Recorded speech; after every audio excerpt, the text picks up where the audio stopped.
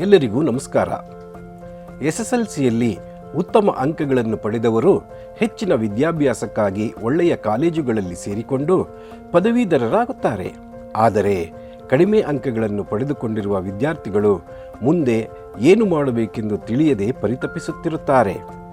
ಅಂತಹ ವಿದ್ಯಾರ್ಥಿಗಳಿಗೆಂದೇ ಉತ್ತಮ ಅವಕಾಶಗಳನ್ನು ನೀಡಲು ITI ಅಂದರೆ ಕೈಗಾರಿಕಾ ತರಬೇತಿ ಸಂಸ್ಥೆಗಳು ಸ್ಥಾಪನೆಗೊಂಡಿವೆ. ಇಂತಹ ತರಬೇತಿಗಳಿಂದ ವಿದ್ಯಾರ್ಥಿಗಳು ಶೀಘ್ರದಲ್ಲಿ ತರಬೇತಿಯನ್ನು ಪಡೆದು ಉತ್ತಮ ಉದ್ಯೋಗಗಳನ್ನು ಪಡೆಯುವಲ್ಲಿ ಯಶಸ್ವಿಯಾಗಿದ್ದಾರೆ. ITI ಕೈಗಾರಿಕಾ ತರಬೇತಿ ಸಂಸ್ಥೆಗಳ ಬಗ್ಗೆ ಹೆಚ್ಚಿನ ವಿವರಗಳನ್ನು ಪಡೆದುಕೊಳ್ಳೋಣ. ITI ಕೋರ್ಸ್ ಎಂದರೆ ಏನು? ITI ಕೋರ್ಸ್ಗೆ ಸೇರಲು ಯಾರು ಅರ್ಹರು? ITIನಲ್ಲಿ ಯಾವ ಬ್ರಾಂಚ್ಗಳಿವೆ? ITI ಕೋರ್ಸ್ ಮಾಡಲು ಬೇಕಾಗಿರುವ ಶುಲ್ಕವೆಷ್ಟು? ITI ಕೋರ್ಸ್ಗೆ ಸೇರಿಕೊಳ್ಳುವುದು ಹೇಗೆ? ITI ಕೋರ್ಸ್ ಮಾಡುವುದರಿಂದ ದೊರಕುವ ಉದ್ಯೋಗ ಅವಕಾಶಗಳು ಯಾವುವು? ಬನ್ನಿ, ಇದೆಲ್ಲದರ ಬಗ್ಗೆ ಹೆಚ್ಚಿನ ಮಾಹಿತಿಗಾಗಿ ಈ ವಿಡಿಯೋವನ್ನು ಕೊನೆ ತನಕ ವೀಕ್ಷಿಸಿ. ITI ಇಂಡಸ್ಟ್ರಿಯಲ್ ಟ್ರೈನಿಂಗ್ ಇನ್ಸ್ಟಿಟ್ಯೂಟ್, ಕನ್ನಡದಲ್ಲಿ ಕೈಗಾರಿಕಾ ತರಬೇತಿ ಸಂಸ್ಥೆಗಳ ಬಗ್ಗೆ ಹೆಚ್ಚಿನ ಮಾಹಿತಿಯನ್ನು ಪಡೆದುಕೊಳ್ಳೋಣ. ITI ಅಥವಾ ಕೈಗಾರಿಕಾ ತರಬೇತಿ ಸಂಸ್ಥೆಗಳಲ್ಲಿ ಅಲ್ಪಾವಧಿ ವೃತ್ತಿಪರ ಕೈಗಾರಿಕಾ ತರಬೇತಿಗಳನ್ನು ನೀಡಲಾಗುತ್ತದೆ. ಇಂತಹ ತರಬೇತಿಯನ್ನು ಪಡೆಯುವುದರಿಂದ ವಿದ್ಯಾರ್ಥಿಗಳಿಗೆ ಸರ್ಕಾರಿ ಹಾಗೂ ಖಾಸಗಿ ಸಂಸ್ಥೆಗಳಲ್ಲಿ ಉದ್ಯೋಗವನ್ನು ಪಡೆಯಬಹುದು ಮತ್ತು ತಮ್ಮ ಸ್ವಂತ ವ್ಯಾಪಾರವನ್ನು ಮಾಡುವುದರಿಂದ ಜೀವನದಲ್ಲಿ ಬೇಗನೆ ಸೆಟಲ್ ಆಗಬಹುದು. ITI ಕೋರ್ಸನ್ನು ಯಾರು ಮಾಡಬಹುದು? ಕನಿಷ್ಠ SSLCಯಲ್ಲಿ ಉತ್ತೀರ್ಣರಾಗಿರಬೇಕು.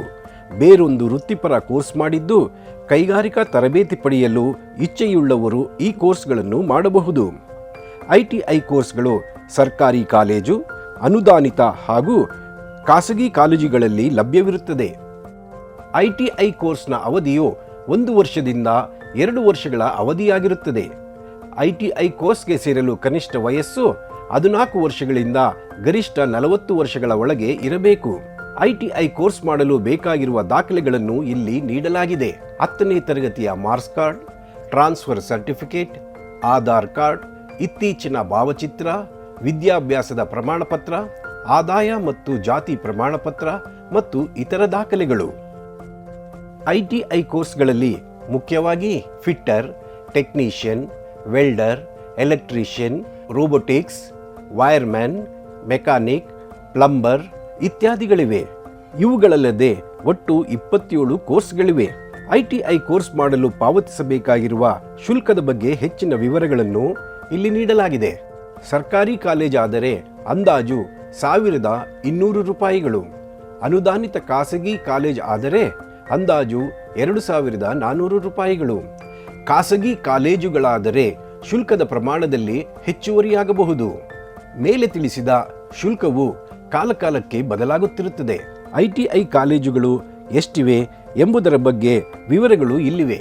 ಕರ್ನಾಟಕದಲ್ಲಿ ಒಟ್ಟು 270 ಸರ್ಕಾರಿ ಕಾಲೇಜುಗಳಿವೆ ಹಾಗೂ 196 ಅನುದಾನಿತ ಖಾಸಗಿ ಕಾಲೇಜುಗಳಿವೆ. ಪ್ರತಿ ವರ್ಷವೂ ಉದ್ಯೋಗ ಮೇಳ, ಅಪ್ರೆಂಟಿಸ್ಶಿಪ್ ಮೇಳವನ್ನು ITI ಕಾಲೇಜುಗಳಲ್ಲಿ ಆಯೋಜಿಸಲಾಗುತ್ತದೆ. ಪ್ರತಿಷ್ಠಿತ ಕಂಪನಿಗಳು ಈ ಮೇಳದಲ್ಲಿ ಉದ್ಯೋಗ ಅವಕಾಶಗಳನ್ನು ಒದಗಿಸುತ್ತವೆ. ವಿದ್ಯಾರ್ಥಿಗಳು ಇದರ ಸದುಪಯೋಗವನ್ನು ಪಡೆದುಕೊಳ್ಳಬಹುದು. ಈ ಮಾಹಿತಿಯ ಸದುಪಯೋಗವನ್ನು ಪಡೆದುಕೊಳ್ಳಿ. ಈ ಕೆಳಗೆ ಕೊಟ್ಟಿರುವ ಲಿಂಕ್ನ ಸಹಾಯದಿಂದ ITI ಕೋರ್ಸ್ಗೆ ಅರ್ಜಿ ಹಾಕಬಹುದು.